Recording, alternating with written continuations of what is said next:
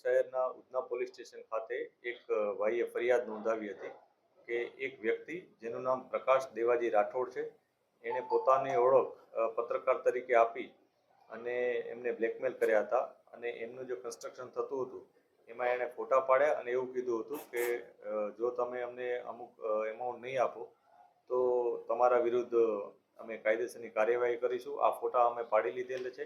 એ પ્રકારે બ્લેકમેલ કર્યા હતા. જે બાબતને લઈ પોલીસે ગુનો નોંધી આ પ્રકાશ રાઠોડની ધરપકડ કરી હતી.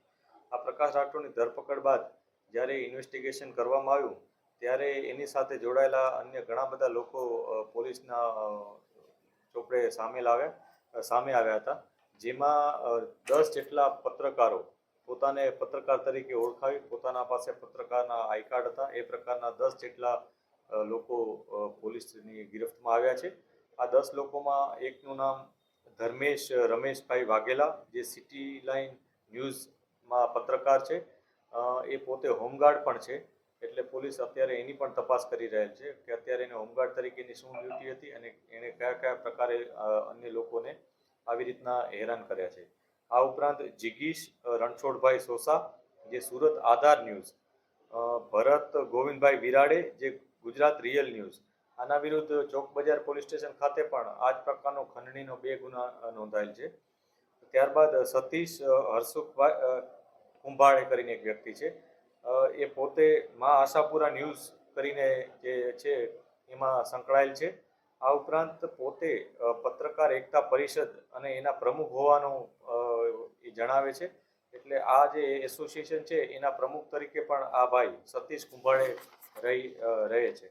આ ઉપરાંત નરેશ રવજીભાઈ પરમાર, જે ગુજરાત ભૂમિ ન્યૂઝ, આ ઉપરાંત હિન્દ ન્યૂઝ, હિન્દ ટીવી અને અર્બન મેટ્રો, આ 4 જે ચેનલ્સ અને જે પણ એના જે ન્યૂઝ પોર્ટલ્સ અથવા છે એનામાં પોતે જોડાયેલા છે.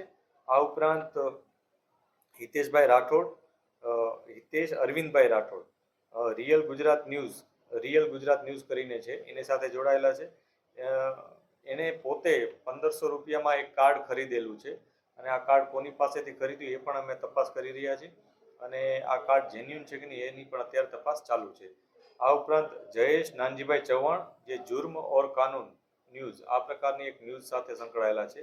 સંગમ પ્રસાદ પાંડે, સુરત વિશાલ ન્યૂઝ કરીને છે, એની સાથે સંકળાયેલ વ્યક્તિ છે. આ ઉપરાંત અવધેશ વિમલકાંત તિવારી, જે ધ ગ્રેટ ન્યૂઝ એ પ્રકારનું એક ચેનલ ન્યૂઝ છે, એની સાથે સંકળાયેલો છે. આ જે અવધેશ છે એના વિરુદ્ધ અગાઉ પણ 4 ગુના આ જ પ્રકારના દાખલ થયેલા છે, જેમાં ઉધના અને પાંડેસરામાં પણ આ પ્રકારના ખંડણીના ગુનાઓ છે, જેમાં એણે લોકોને બ્લેકમેલ કર્યા હોય, પોતે પત્રકાર હોવાની આઈડેન્ટિટી આપી અને લોકોને બ્લેકમેલ કરે છે, પોતાની ધાક બેસાડે છે અને એમના સાથે અપશબ્દ બોલી અને ગેરવ્યવહાર પણ કરે છે. આ ઉપરાંત હજી એક આરોપી અમે પકડેલ છે, જેનું નામ જયંતિ લાલજીભાઈ વાઢેર છે, જે સિટી લાઇન ન્યૂઝ છે એની સાથે સંકળાયેલ છે. આવી રીતના પોલીસે આજે એક જ કેસમાં 10 પત્રકારો અને અગાઉ જે એક હતો પ્રકાશ રાઠોડ, એમ ટોટલ 11 જણાની ધરપકડ કરેલ છે. આ કેસમાં જે લોકો સંકળાયેલા છે એ લોકોને જે પેમેન્ટ આપવામાં આવ્યું છે એ પેમેન્ટ ચેક અથવા ગૂગલ પે થ્રુ આપવામાં આવેલ છે. એ એવિડન્સ પણ પોલીસે કલેક્ટ કરેલા છે. આ ઉપરાંત એ લોકો અન્ય કયા લોકોને એ લોકોએ પરેશાન કર્યા છે એની પણ અત્યારે તપાસ ચાલુ છે. સર, આપણે જણાવ્યું કે 1500 રૂપિયામાં આઈ કાર્ડ ખરીદવામાં આવ્યું, તો જે તે સંસ્થા હશે તો તેના આરએનઆઈ નંબર હોય કે પછી મનોરંજન શાખાનો લાયસન્સ અંગેની તપાસ કરાશે?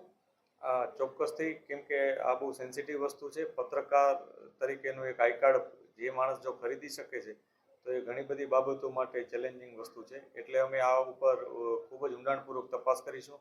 આ સંસ્થા રજિસ્ટર્ડ છે કે નહીં એ પણ પહેલી તપાસ થશે. રજિસ્ટ્રેશન બાદ એને આવા પ્રકારના આઈ કાર્ડ આપવાની સત્તા છે કે નહીં એ, અને આ પ્રકારનો આઈ કાર્ડ એને